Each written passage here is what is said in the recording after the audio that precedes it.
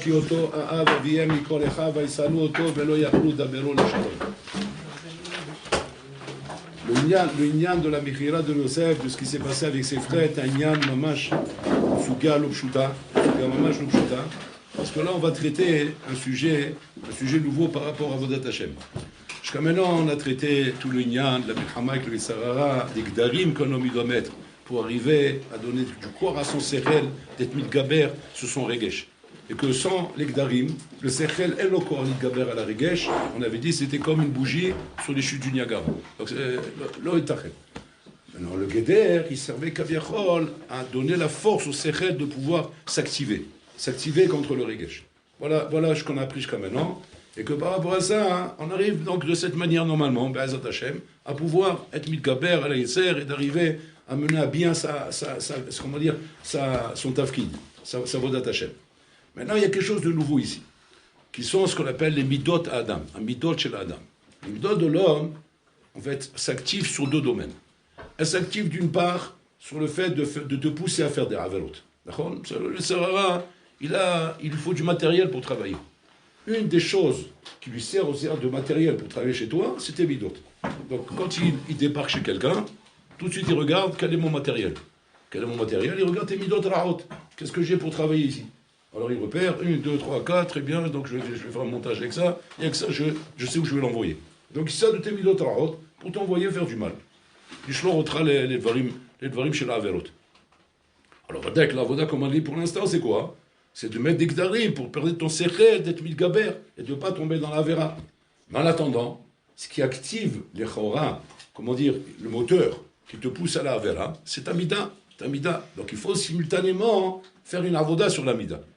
Donc en fait, on explique ici qu'il y a deux fronts. Il y a le front Rabotai, comme sur le terrain, où là-bas c'est le guéder, il faut mettre un guéder pour que sur le terrain, une fois que la bataille est déclarée, une fois que la guerre est déclarée, tu es sur le terrain. Alors le moyen que tu as à Kavechol, c'est pour ne pas arriver à Hachama sombré, c'est de mettre des gdarim. De mettre des gdarim pour que quand on te met sur le terrain, au moins tu as ça qui va t'aider. Mais en amont, il faut un travail sur la mida. Travail sur la mida pour ne pas que les serins puissent, à tous les coups, se servir de ma mida pour me faire tomber à chaque fois. Parce que bon, c'est vrai, c'est bien que je mette des gdarim, mais ma mida, elle alimente. Et donc à un moment donné, il peut arriver même à faire tomber les gdarim des fois. Parce que des fois, le rigesh, il est trop fort. Ça dépend de l'intensité de ce qu'il y a dans le rigesh. Ça, c'est une chose qu'on a vue jusqu'à maintenant, par rapport au travail des midot. Maintenant, on va voir un nouveau Inyan. Parce que là, Rabotai, on ne parle pas maintenant de gens pshutim. Là, on va parler de grandes personnes, de grandes, c'est-à-dire Anashim Gdolim, Mamash Anakim Batora, qu'on appelle les Tzadikim Rabotai. Là, on parle de Tzadikim, là. On parle des Shvatim. Shvatim Rabotai, c'est Mamash Tzadikim. Tzadikim, Shavdim Alatzmam. Ils sont bien initiés à toute la avoda que nous on explique ici, Rabotai, comme des amateurs pour essayer de comprendre comment ça fonctionne. Eux, c'est des professionnels, ils connaissent la avoda, ils connaissent la milchama, ils savent comment on se bagarre, ils savent comment on met les choses en place et couler. Très bien. Donc par rapport à ça, la tmia, elle est immense. La tmia, elle est immense ici. Qu'est-ce qu'il est arrivé aux frères de Yosef ? Makara laïm. Parce que bon, nous on fait les canards, parce que nous on connaît la fin. Mais c'est sûr que si tu étais là-bas avec les frères de Yosef, c'est pas que tu les aurais encouragés, tu les aurais applaudis et tu aurais dit Hazak Obar. Vous êtes vraiment des patrons. On va expliquer pourquoi. Parce que là, on ne parle pas de gens qui viennent comme ça, ils ont une tava d'aller voir la finale du foot avec le Maroc et la France, comme ça. On ne parle pas de gens comme ça. Ils n'ont pas de temps à perdre. Habal al-Azman, Habal al-Haïm, la vie elle est courte. Voir des gens jouer au ballon, des mahboulés, des homosexuels en train de courir dans tous les sens, des drogués, des mahboulés, qui courent jusqu'à demain. Si j'ai besoin de jouer au ballon, j'ai un tas ici, je joue au ballon. Ouais. Si j'ai pas besoin de jouer au ballon, j'étudie. Habal al-Azman. C'est pas il faut un peu de maturité. Bon, l'enfance, il faut qu'elle passe. Alors pour l'instant, tant qu'on a des enfants, il faut pas. On ne peut pas demander à un homme de devenir adulte comme ça trop rapidement. Il faut respecter les étapes. Donc plutôt qu'on est pour l'instant au GAN, alors on attend d'être quitte à lèvres, quitte à bête, ça c'est une chose. Maintenant, ça c'est une chose. Maintenant, les maasés, comment dire, il y a le football d'un côté. Après, il y a d'autres choses qui nous intéressent. On a envie de sortir, on a envie de se balader, on a envie de faire des choses à droite, à gauche. Donc là, on est agressé de tous les côtés. Quand on arrive à la madriga des tzadikim, C'est-à-dire qu'on a vu déjà la Madriga Kaviachol, on a mis du céder dans notre vie. C'est-à-dire que notre vie est mise sous délai. Elle est bien ordonnée. Tout fonctionne avec la Torah. On a compris c'est quoi la Torah. On atteint une maturité Kaviachol qui nous a donné les kohot d'être mitgaber à la Yitzhak Shana. C'est-à-dire qu'on est vraiment Gibor. Prinat Gibor. Et c'est où Gibor? À Kovesh et Tesso. Donc on est arrivé, là on parle de Giborim. Là on ne parle pas de bonhomme, hein, on parle de Giborim. Kovesh et Tesso. Donc voilà, maintenant que moi, devant une souga pareille, où les frères de Yosef font un beddin. Et dans ce beddin, ils vont juger Yosef. Okay? Et ils vont arriver à la maskana, que quoi? Que Yosef ishlodin shel Rodef. Rodef. Est-ce que tu crois qu'ils se trompent dans leur din? D'abord casé. C'est pas des rigolos. C'est tous des dayanim, c'est tous des avbedim. Il peut donner un chiot magistral à bout sur l'obstacle qu'il vient de faire et tu seras étouffé. Tu vas t'étouffer tellement qu'il va t'étonner des chidushim qu'il va dire là-bas. Ils sont tous arrivés à la maskana. Que le quoi? Que les marziennes malasot. Yosef est un rodef, il faut le condamner à mort. Plus que ça, c'est une malade souma que quand tu arrives à une maskana pareille, où tu dois maintenant condamner Yosef parce qu'il est rodef, et qu'il s'agit maintenant de ton frère, c'est ton frère, envers lequel tu as du regesh, tu as de la rahmanout, tu as de la pitié, tu mets ton regesh de côté, parce que si ton regesh il se mêle, alors on ne s'en sort plus, tu ne pourras pas trancher. Donc tu es capable de mettre ton regesh de côté, et de trancher en ton âme et conscience, chez Yosef ou au Rodef. Et du moment où il est Rodef, par rapport à tous les chakilot qu'on a fait, le psak din est quoi? Chayamita. Il est Chayamita. Maintenant, il faut avoir du cran pour tuer Yosef. Parce que tu n'es pas en train de tuer un voyou, ou un maboul, un bonhomme, un mehabel, qui fait des attentats, ou là-bas, tu n'as aucun scrupule de le tuer. Au contraire, tu es aidé par ton regesh pour le tuer. Ton regesh, il t'aide à le tuer. Tellement tu es en colère avec lui. Tu le ranges, tu veux le mourir. Tu voudrais même le tuer toi-même avec tes mains. Tellement tu es en colère par lui. Donc là-bas, le regesh, il t'aide. Mais ici, le regesh, il t'aide pas. Et pourquoi il t'aide pas? Parce que c'est ton frère. C'est ton frère Yosef. Il y a ton père ici. Ton père, il va avoir de la peine, il va pleurer, rouler. C'est un drame, ça va devenir un drame dans la famille. Ça va être un horban noravayom, ce qui va se passer ici, de ce qu'on va faire ici. On aurait tendance à Botaï, ça je pense nous-mêmes, hein, même si on avait toutes les raisons du monde, toutes les salades du monde qui se roulaient, quand on voit à Botaï une situation pareille qui va entraîner tellement de dégâts et tellement de drames, ouais, je pense que là, normalement, on va s'arrêter. On va s'arrêter là, on va dire, bon, bah, on ne veut pas aller jusqu'à là-bas quand même. C'est intermidaille, ça va trop loin. Ça va trop loin, ça va créer un drame, ça va créer un truc, rouler, et on va caser. Tu vas pas demain décider comme ça de faire un beddin avec ton frère et de dire, bon, il est condamné à mort, on jette par la fenêtre, salam, voilà, il s'est suicidé. Il a laissé une lettre, voilà, il s'est suicidé, pour maquiller son meurtre, et que moi j'ai aucun problème avec ça. Pourquoi j'ai aucun problème? Parce que c'est normal, c'est le psak din, mais ça je peux pas le faire. Je n'ai pas la force d'arriver jusqu'à là-bas. Donc, comme je n'ai pas la force d'arriver jusqu'à là-bas, qu'est-ce que je vais faire? Je vais m'arrêter. Je dis stop, Anous Rahamana Patre. Je suis Anous. Anous al Piadibourg, je ne peux pas aller jusqu'à là-bas. Là, ça nous montre à Botaï, et c'est Gvoura. Quel Gvoura il y a ici? Vous voyez, quel Gvoura, Habibi, que Adam, il met de côté son regesh, il va jusqu'au bout des choses. Il Rodef, il remplit les conditions d'être Chayamita, il est Chayamita. Il faut le condamner à mort. C'est un dessous, c'est puissant. Maintenant, tu vas me dire, il y a une chose qui ne trompe pas dans la vie, c'est que quand tu fais un maasé, et que ce maasé-là, les chora, oui, n'est pas correct, il y a l'ibonofo. L'ibonofo, c'est-à-dire que tu auras tout sauf la menoucha. C'est à doigt le meurtrier, le voleur, le avarian, le pogéa, tous ceux qui font des choses mauvaises dans la vie, en la menoucha. Ils sont tourmentés par la chose qu'ils font. La chose qu'ils font en Botaï les tourmente. En la menoucha. Tu ne peux pas avoir de menoucha si tu n'es pas en accord total avec la volonté d'Hachem. C'est ce qu'on appelle l'ibonofo. L'ibonofo, c'est-à-dire, je me sens pas tranquille. J'ai ma conscience qui me travaille. Comment on va dans la Torah, si réellement ils ont bien agi ou pas? C'est marqué là. Ils sont assis, les chol lechem. Ils ont fait une séouda. Séouda Todaya. Pour remercier Hachem qui nous a débarrassés de cette haine. Ouais, de ce mazik. Donc ils ont mangé, ça ne leur a pas coupé l'appétit. Ils ont pu manger, ils ont pu boire, ils étaient sereins. Donc ça veut dire qu'il y avait une menoucha qui est due à quoi? Au fait que ce que j'ai fait, c'est un Torah. Donc je n'ai pas à m'inquiéter.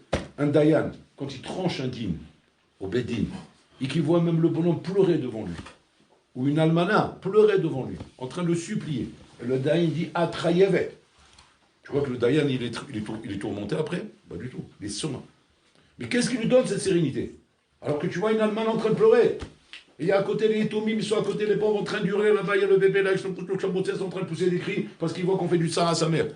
Et tous les enfants, ils viennent comme ça en train de pousser des cris, et la mère en train de supplier, je vais mourir, on n'a pas de quoi manger. Le juge, comprenez bien, cet homme-là, il est un halouf, il est plein d'argent. Asma, que ça va pas lui faire un trou dans son porte-monnaie si maintenant je lui donne pas les 1000 euros que je lui dois. Le dingue dit, Atrayavet, vous êtes obligé de lui rendre les 1000 euros. S'il faut, on va vous faire travailler. On va vous faire travailler pour payer cet argent. Mais comment, comme ça, c'est le Dayan. Maintenant, le Dayan, une fois que le dîner est terminé, il redevient un homme normal. Il peut faire du hesed. Il dit maintenant, comment je peux vous aider, madame? Comment vous pouvez m'aider? Allumez l'usine. Un d'avoir cassé. Atrayavet. Comment je peux vous aider? Je sais pas, moi, vous voyez, je dois payer 1000 euros. Bon, on va voir ce qu'on peut faire. Ça, c'est une autre souga, ça n'a rien à voir.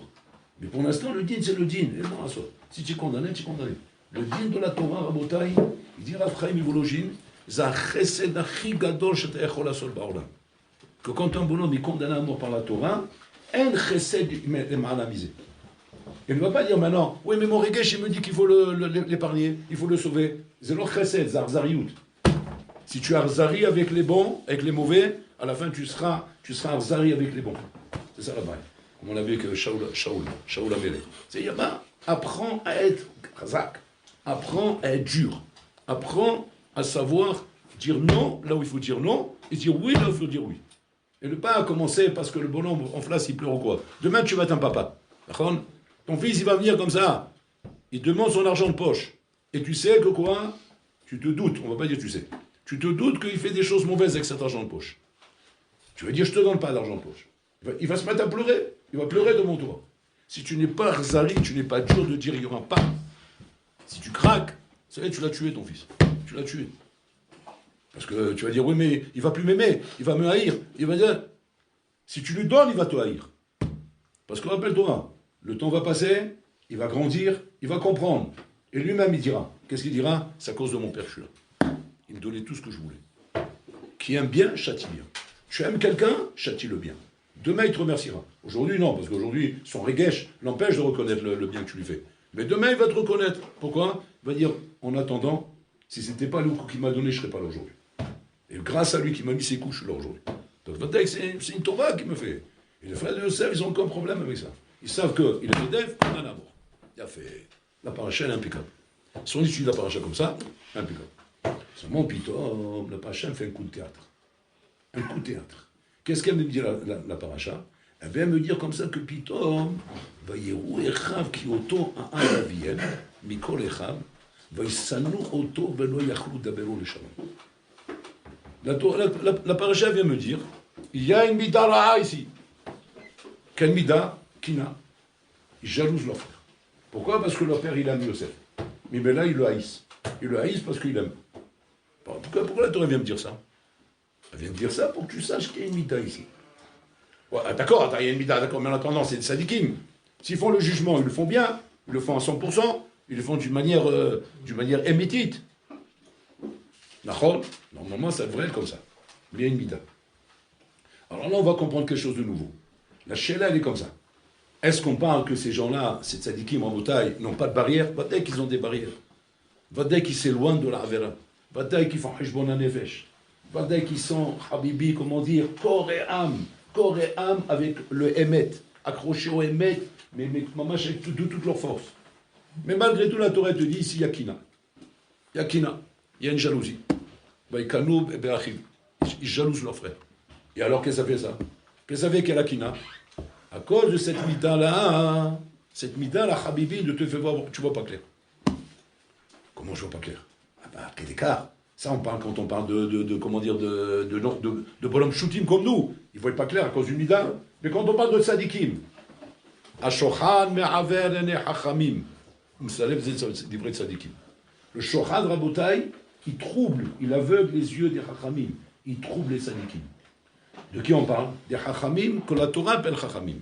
Des tzadikim que la Torah appelle tzadikim. Pas que nous on appelle tzadik, nous on appelle tout le monde tzadik. Tzadik, Gaon, Bechoulé, il n'y a pas la TVA. On peut appeler, il n'y a pas.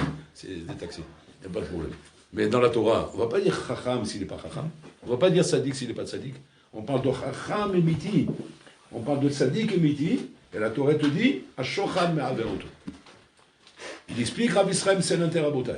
Ashochad shuachi chazak bashochad, c'est les midot raot. Midot raot, c'est Ashochad achi chazak bashochad. Plus que de recevoir de l'argent. Plus que ça. Avoir une midara, un shochad les ma'alamizé. Et ce shochad, qu'est-ce qu'il fait? Il t'aveugle. C'est-à-dire le chitouche, c'est un tsoum. C'est-à-dire il t'aveugle, tu ne sais même pas que tu es aveugle. C'est-à-dire qu'il te trouble, tu ne sais même pas que c'est troublé. Tu ne sais même pas que tu as un problème. Tu as l'odé à filiser, c'est ce que la Torah nous dévoile ici, c'est le Rabayom. C'est les frères de Yosef Rabotai. Le jugement qu'ils sont en train de faire est complètement faux. Pas qu'il est faux, Rabotai, Al-Pida Torah. Al-Pida Torah, si tu es à côté et tu écoutes, tout ce qu'ils ont dit, c'est maître. Personne ne peut les contredire. Il n'y a même pas une ta'ana ou une koucha contre ce qu'ils sont en train de dire. Ils ne se trompent pas dans leur jugement. Je veux dire, alors, je ne comprends pas.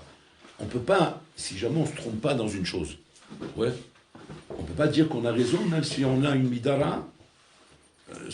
Tout homme, il a des midot raot. En attendant, je me sers de mon sérène. Si mon sérène, il fonctionne bien, et je te fais écouter mon raisonnement, et le raisonnement, il est juste. Pas de que j'ai une midara. Si la chinami, la midara 1, trouble ton raisonnement, et te fait dire des choses fausses, alors, là, oui, là, c'est embêtant. Et là, au moins, on peut le voir. On peut le voir, et il suffit de mettre simplement un expert, ou bien quelqu'un qui va contrôler le jugement, il va dire, non, tu t'es trompé là et là. Je ne sais pas comment tu l'as pas vu. Ah, c'était mytho sur moi. Ah, là, ça aurait été bien. Mais là, c'est pas ça qu'on parle. On parle ici que le jugement Rabota, il est bien fait. Ou un soui kemosh et tsarir. Et alors, ben c'est là, s'il est bien fait. Il est bien fait, marre pas dit maintenant qu'il y a une midara. Qu'est-ce que tu crois? Tu crois qu'on n'a que des hommes parfaits sur la terre? Là, de tout. Chacun a des midotes. Et bon, ces midotes, comment dire, ça ne veut pas dire qu'on s'arrête de réfléchir. Le séril, quand tu vas fonctionner normalement. La Torah t'explique que ça ne marche pas comme ça. Mais aver chachamim. C'est quoi mais aver chachamim? C'est-à-dire que tu n'es pas qualifié pour pouvoir juger ici. Tu es disqualifié. Pas parce que tu ne sais pas raisonner, pas parce que tu n'as pas le Torah, pas parce que tu as le raisonnement, tu es disqualifié, tu ne peux pas juger dans cette affaire. Tu ne peux pas juger cette affaire. Et pourquoi tu ne peux pas juger cette affaire? Parce que dans une affaire, ce n'est pas le tout de voir les tzad amechaivim, il faut voir aussi les tzad apotrim.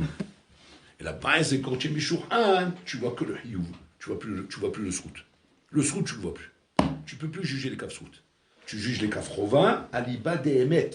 À l'Iba des Emet, que c'est Emet qui est Hayab. Mais le Srout, tu ne le vois plus. Et alors, tu ne vois plus le Srout, ton din, il n'est pas sous. Ton din, il n'est pas sous. Du moment où tu es Mishouhan, ton din, il n'est pas sous. Tu ne peux pas juger ici. Donc les frères de Yosef, le Heshbon en Nefesh Kaviachol, que la Torah demande ici de faire, nous on ne peut pas parler, on parle de Sadikim. C'est que du moment où vous êtes sonné, votre frère, vous n'êtes pas sous pour juger. Donc vous ne devez pas rentrer dans le jugement. Si vous entrez dans le jugement, malgré qu'il y ait une midara ou quoi, vous coulez, pratiquement le din il n'est pas saoul, donc le jugement que vous allez faire, il n'est pas bon. Pas qu'il n'est pas bon dans le raisonnement il est juste, mais le jugement lui-même, il n'est pas valable. Tu ne peux pas juger du moment où tu as un shochad, du moment où tu as quelque chose qui te disqualifie au niveau du jugement. L'oravayom en bouteille. C'est-à-dire que toutes les choses dans la vie, qu'on essaye, Rabotai, comment dire, où on essaie de prendre des décisions, où on veut prendre des décisions, on veut changer des choses, on veut faire des chinouïm, on veut comment dire, changer des choses dans notre vie, dans n'importe quel domaine. Il faut savoir une chose, Rabotai. Si tu n'es pas naki de midot tovot, c'est votre taille que c'est me'avet et ta dinasho.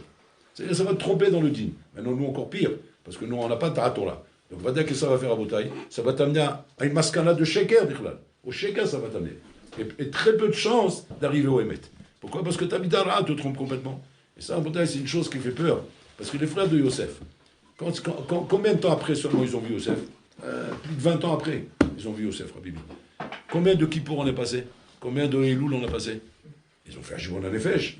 Et tous les ans, ils s'asseyaient ensemble, ils remettaient sur le tapis. On a bien fait, on n'a pas bien fait.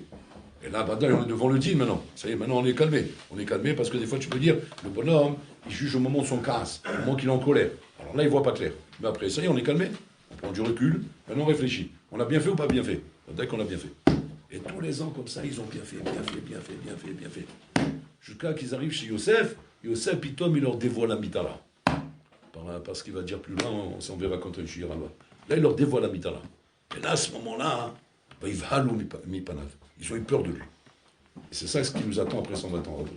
Après 120 ans, alors là, il va nous montrer, Rabotai, la mitara qu'il y avait chez toi, qui t'empêchait d'avancer dans le Hachem. Et que cette mitara, elle est marassée. Tu pouvais t'en débarrasser, tu pouvais l'enlever. Comment tu l'as laissé? Tu l'as laissé en activité chez toi. C'est que ton mitara, tant qu'elle est activée, tant qu'elle est en activité, elle te met en sakana. Que tu ne peux pas prendre de décision dans la vie. Tu ne peux pas faire des choses et te dire je suis dans le Hémet.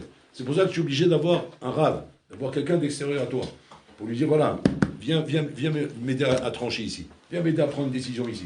Pourquoi? Pas parce que tu es incapable, pas parce que tu es un bonhomme qui ne sait pas réfléchir, parce que je suis Mishouchan, allez Mishouchan, je ne peux pas prendre de décision tout seul. C'est pas parce qu'on est incapable, on sait réfléchir, on a la chokhma, on a du sérel, on connaît les raisonnements. Seulement le fait d'avoir une mitara, automatiquement ça te trompe. Ça te trompe dans ton raisonnement. Et donc tu ne peux pas te rendre compte toi-même combien tu es en train d'opter pour du sheker ici. Combien de nos décisions, Rabotai, à cause de nos midot, Rabotai, sont mal prises dans la vie? 90% de nos décisions sont mal prises dans la vie. Comme ça, il dit Rabbi Sami Salanter. 90% de nos décisions sont mal prises dans la vie, Rabotai. 10% c'est parce que tu as eu Siada Ishmael. Mais 90%, Habibi, puisque tu es avec tes midot, alors 90% te tromper. Vous vous rendez compte? Vivre dans une vie où à 90% des choses, je me trompe, shalom. Donc je parle maintenant, alors où je vais comme ça? Et là, tu avances dans un monde, comme disait le Messias des Charim, où les Mircholim sont plus fréquents que les Hatzalot. Tu as plus de chances de tomber que d'être Nitzal. Pourquoi? Parce que des Mircholim. Les Mircholim, c'est quoi? C'est des Midot Raot. Donc tu dois être constamment en éveil. Déjà, de connaître tes midot. La kir est un midot chez nous. Adam, mais kir est un mahala, 50% il est guéri.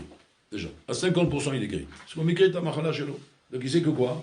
Là j'ai une mida, cette mida, c'est pas possible. Elle ne peut pas me laisser réfléchir comme il faut ici. Donc il faut que j'aille voir mon rave. Je vais voir mon rave, je dis voilà, je voudrais faire ça et ça et ça et ça. Voilà, j'ai cette mida. Le rave, là, comme il voit. Mais pourquoi lui il voit? Pas parce qu'il est plus intelligent que toi. Non, pas forcément. Ça se trouve, tu es encore plus intelligent que lui. Il a dit tu peux avoir un rat même moins intelligent que toi. Aïkar tasel chacham. Afilu parchot chachamimcha. Comme c'est dit, c'est tout. Pourquoi? Parce qu'avec le fait qu'il est extérieur à toi, il est plus chacham que toi. Avec le fait qu'il est extérieur à toi. En lui expliquant le problème et la mida que tu as. Mais c'est évident, qu'est-ce qui t'arrive? Mais pourquoi tu ne le vois pas, toi? Parce que toi, tu es mishouchad. C'est ça le nyan. Akedeka rabotai. Ta mida est meshached au train. Elle te rend aveugle. Tu ne vois pas le problème qu'il y a devant toi. Tu ne vois pas maintenant que tu es activé par ta midara. Et donc tu es en train de chercher des ta'anot pour avancer. Alors que les maasé, tout est faux. Tout est faux parce que c'est ta midara qui est en train de t'activer. Et ça, Rabotai, c'est ce que la Pacha vient nous dévoiler ici. Que ne crois pas que ça touche Rabotai que des gens qui sont faibles, ou qui sont halash, ou qui sont petits. Ça touche des tzadikim, Habibi, des grands tzadikim. Des tzadikim, gdolim, mais od, chez Mamash, que voilà, ils se trouvent en face de Nishulo dans la vie. Où là-bas, il y a une midara qui est en activité, et que, je peux arriver à des mascanos qui sont mauvaises. Dès qu'il y avait un torni d'Hachem, Hachem, il avait un cheshbon ici, pourquoi ça devait arriver? Bon, alors là, il a son cheshbon. Mais là, mentaïm, en galgilim chova, il a été chayab, ven galisrout, il a été zakai, rabotai. Il a fallu payer pour ça. La vente de Yosef par ses frères, il a fallu payer pour ça, rabotai. C'est pas stable que par la suite, on a dû tuer 10 sadikim en bouteille à cause de ce qui s'est passé ici, roulé. Et chacun, il a payé dans son compte. Chacun, il a eu son cheshbon ici, rabotai. Yosef, il a eu son cheshbon par rapport aux souffrances qu'il a eues de la galoute dans laquelle il est parti, parce que sauf, il a été roché de Bekshérim. Il a été roché de Bekshérim. Eux-mêmes, ils ont eu les souffrances de la galoute à cause des mérites de Yosef. Donc les maras, c'est rabotai. D'un côté comme de l'autre, Kaviachol, on est pris entre le marteau et l'enclume. Mais pourquoi ça? Parce qu'il y a des midot, il y a midot, rabotai, qui s'entremêlent dans tous les sens. Yosef avec ses midot, les tzadikim avec leurs midot, on n'a pas le droit de parler, mais Torah, on est obligé d'étudier rabotai. Donc on fait un kalvachomer pour nous-mêmes. Combien, mamash, on ne peut pas se faire confiance. Un tamin be'atzmecha, adiom motra. Un tamin be'atzmecha, adiom motra. Ne va pas te dire, ça y est, j'ai atteint un niveau, maintenant je sais réfléchir, maintenant j'ai la Torah, maintenant je sais comment faire. Il faut avoir toujours quelqu'un à côté de toi pour poser des questions. Pour poser des questions et voir si tu n'es pas en train de te tromper en connaissance de tes midot. Donc quand tu vas voir ton rab, même ton rab, faites attention, Afshar il nous disait toujours, quand on venait le voir, on posait des questions, il dit, attention, Tizaher, Acharayut ala Shoel. La responsabilité, c'est celui qui pose la question. Donc tu poses la question, c'est toi qui as Akhraï, c'est pas moi. C'est-à-dire, si tu me caches un élément, c'est ton problème. Moi, je te réponds ce que tu m'as dit. Il nous dit toujours ça. On dit, comment on fait, Kvodra? Alors, il faut que tu me... Soit que tu me dis tout, soit si tu sais que tu as une midara là-dedans, il faut me le dire. Donc on faisait attention de préparer la question. Moi, je me rappelle, une fois, j'étais chez Rafshar, j'ai posé une chéla très goralite. Chéla très goralite sur ma vie. Et j'ai posé la question bien comme il faut, je l'ai bien préparée, je suis allé chez Rafshar, il m'a donné la réponse. J'étais très proche de Rav Shaul Rubin, ceux qui ont connu. Rav Shaul Rubin, c'est celui qui faisait le truc Emouna. Vous connaissez le Sefer Emouna? C'est Rav Shaul Rubin. Il était, lui, c'est à l'époque, pendant une période, il était Mashgiar à l'Eshiva du Rinci chez Rav Toledano, Rav Yaakov Toledano. C'était le Mashgiar à l'Eshiva, c'est un gadol. Et j'étais très proche de lui. Donc je lui ai raconté que j'étais voir Charles, je posais la question, il a dit, tu peux me dire la question? Il dit oui. Voilà, la question comme ça et comme ça et comme ça. Très bien. Et qu'est-ce qu'il t'a répondu? Comme ça. Il dit, c'est pas possible.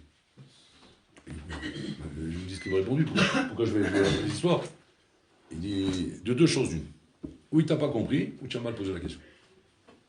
Alors il dit, ça te dérange pas qu'on s'assoie pour comment dire, menacer la coucha? Je dis non, ça me dérange pas. Je m'assois avec lui.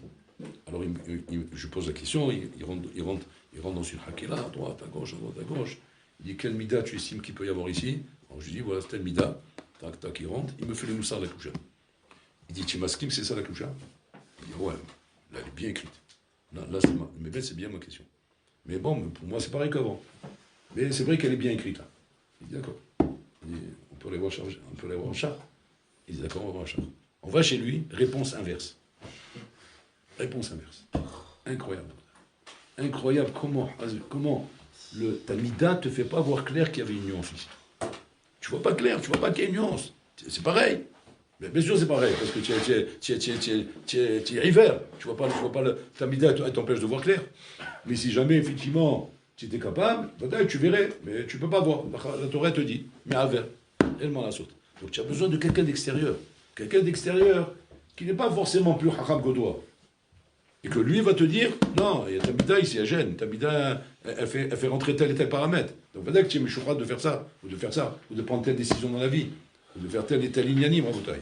Et le bonhomme ne sait pas, Rabotai, combien, malheureusement, le rôle de ces décisions dans la vie, Rabotai, sont mal pris à cause de ça. Sont mal pris, soit parce qu'un tel il fait de la peine, soit parce que telle situation est insupportable, soit parce que tu n'oses pas faire ça, ou soit parce que tu as peur de ça, ou soit parce que tu as aslan, ou soit parce que tu as de la kina, ou parce que tu as des taravot, ou parce que des trucs, tu as de la gava, tu as du karas, tu as des trucs roulés. Et mais là, qu'est-ce qui se passe, Rabotai? Un sac de nœuds. Pour avoir de la Torah, Rabotai, il m'en a sauté. Tu dois avoir un rave, tu dois poser les choses, tu dois d'abord connaître tes midot.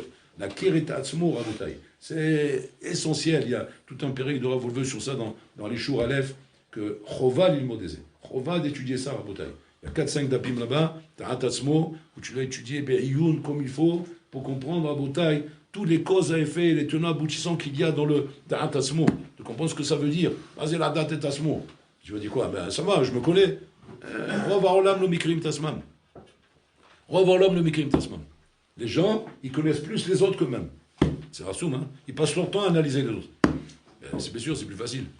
C'est plus facile d'analyser les autres que soi-même. C'est pourquoi? Parce que chez les autres, il n'y a pas de négia, il n'y a pas de genre à rouler, très rapidement. Mais toi-même, analyse-toi toi-même. Adam Karov l'asmo, un homme il est proche de lui-même. Il ne peut pas se voir des choses mauvaises chez lui ou de varim soulim. Alors, Mimena, il mazdik et asmo. Un homme il est marzik et asmo. Et donc, Mimena, il ne peut pas voir la vérité. Il faut donc bien se connaître. Bien poser les bonnes choses, les mauvaises choses, comprendre ce qui ne va pas chez moi. Et que de là, je peux maintenant m'imaginer combien d'erreurs je peux faire à cause de tel ou tel mida. Et que va savoir si elle n'est pas en train de se mêler dans les décisions que je suis en train de prendre dans la vie maintenant. Et que ça peut t'amener, Shalom, à des erreurs qui peuvent te coûter très cher. Une erreur sur une décision dans la vie, Rabotai, peut faire prendre un chemin qui est complètement faux. Où tu te rendras compte de ça que peut-être dans 30 ans dans ta vie. Vous vous rendez compte un peu? Des chemins comme ça, Rabotai. Que serait 30 ans après, les frères de Yosef, combien de temps? 20 ans, plus de 20 ans après. 20 ans, ils vivent Rabotai dans un matzah où ils sont persuadés qu'ils ont bien décidé. Et Yaakov en train de se torturer Rabotai de la douleur qu'il a de Yosef, mais on a dans la Torah de ne pas lui dire. Voilà, et la preuve, Hachem ne lui dévoile pas. Si Hachem ne lui dévoile pas, ça veut dire que c'est bien. Le problème, c'est quoi? C'est que tu ne connais pas les plans d'Hachem. Hachem, il a un hijbon ici. Maintenant, le Hishbon, comme il a l'air de correspondre avec ce que tu as décidé, alors tu te dis, c'est Emet ce que j'ai dit. Tu vois, même Hachem, il est d'accord avec moi. La preuve, il ne réagit pas. Mais tu sais pourquoi il ne réagit pas, Hachem? Tu sais quel est le plan qu'il a, Hachem? C'est vrai que les plans, ils ont l'air de se croiser, de bien s'adapter. Mais ce n'est pas du tout le même plan. Bon, alors là, simplement, ils vont envoyer Ben Israël en Égypte. Donc, ils vont l'envoyer au sol là-bas. Ils vont envoyer Jacob là-bas. Donc, ça, c'est le plan d'Hachem. Badaï. Mais pourquoi vous êtes mêlés à ça? Pourquoi vous rentrez là-dedans? Et comment vous allez vous sortir de ça? Impossible. Ils ont le srout d'être les Shvatim. Quand je il a eu pitié d'eux, il a envoyé Yosef, qui leur a mis une tarte. Ouais, avant qu'ils quittent ce monde. Mais combien de bonhommes quittent ce monde, Rabotaï? Avec un nœud. Avec un sac de nœuds. Un sac de nœuds que personne les a jamais interpellés pour leur dire mais tu vois pas que tu vis dans un nœud? Tu vois pas que tu t'es fait un nœud là? À qui on peut dire ça dans la vie? Tu vas frapper les gens dans la rue, tu vas dire tu ressembles à un nœud, toi. Tu rigoles quoi, il va prendre une tarte. C'est quoi le football? Oui, qui tu pour me parler comme ça? Aujourd'hui, on ne supporte pas les torahot. On ne peut plus parler avec personne. Donc, c'est pas toi qui fais ta'asel et charav. Le rav, il ne peut pas t'aider. Pour ça, on dit ta'asel et charav. Toi, va vers le rav. Le rav va dire rav, t'ochiaroti. Animouchach, t'ochiaroti. Le gars en devina, en bataille, est dans un matzav où il s'est rendu compte par Hishbon HaNefesh qu'il n'a pas de torahot. Il n'y a personne qui le remet en place. Il dit non, cher Olam, je ne suis pas resté comme ça. Qu'est-ce qu'il a fait? Il a appelé le Magim Bidouvna. Il a appelé le Magim Bidouvna, il dit bon.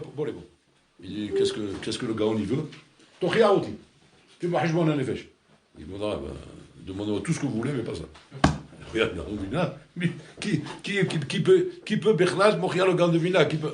Ani Metsavé Alecha. Je t'ordonne. Bon, d'accord. Donc il se met à réfléchir. Tac. Il lui dit un mot comme ça.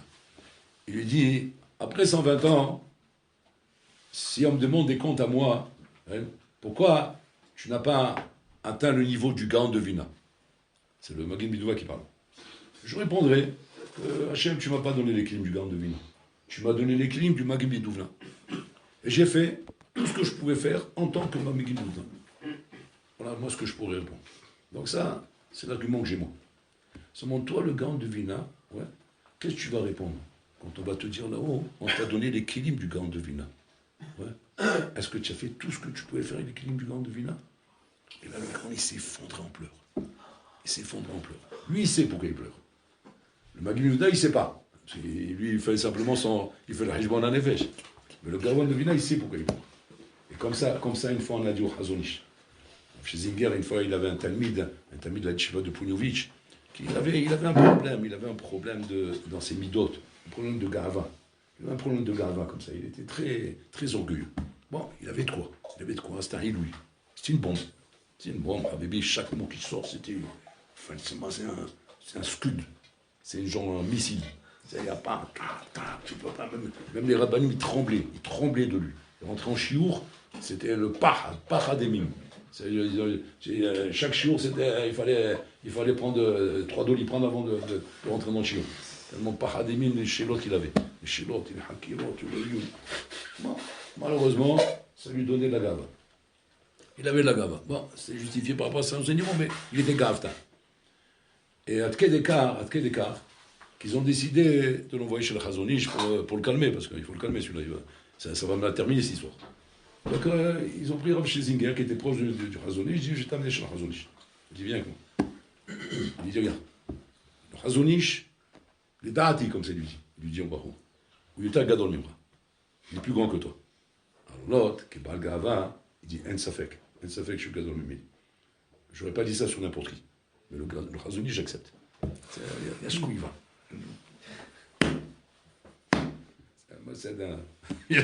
Il sait, où Mickey est à ce mot, il dit, moi je savais. Il dit, Chazonish, je suis le gadol mimra. Ok.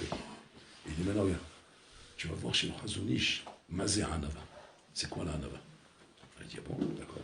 Il dit, écoute bien la question que je lui posais, écoute bien la réponse qu'il donne. Il écoute comme ça, il dit, Arav Yodea, Shou Gadol Ador. Il dit au Chazonish, le Rav sait qu'il est le Gadol Ador. Quel Yodea Shani Gadol Ador. Le Talmid dit ça. Il dit, mais attends, vous étiez censé me montrer la Hanava, quelle Hanava? Moi aussi, je suis Gadol Ponyovitch. C'est ça le problème. Pas de problème, je suis le loup de Ponyovitch. Donc au contraire, vous me réconfortez dans ce que je suis en train de faire. Je ne comprends pas où est-ce que vous m'avez remis en place. Il dit, maintenant écoute la deuxième question que je posais. Écoute bien la réponse. אם הרב יודע שהוא גדול הדור, איך הרב נותן כל כך כבוד לכל אדם ואדם?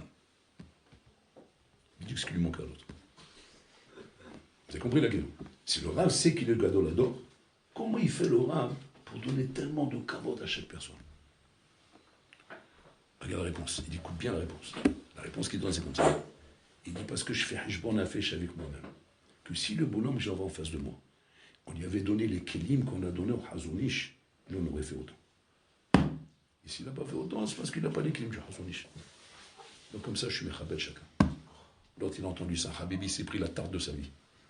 Donc, on t'a donné des kelim,